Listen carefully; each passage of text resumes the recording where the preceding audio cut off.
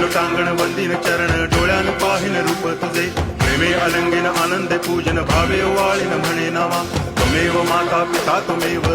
बंधुश्च सखा त्वमेव विद्या करुणं त्वमेव सर्वं मम देव कायेन वाचा मनसेन्द्रियैर्वा बुद्ध्यात्मना वा प्रकृति स्वभावात् करोमि यद्यत् सकलं परस्मै नारायणायति समर्पयामि अच्युतं केशवं रामनारायणं कृष्णदामोदरं वासुदेवं हरि गिरिधरं माधवं गोपिकावल्लभं जानकीनायकं रामचन्द्रं भजे।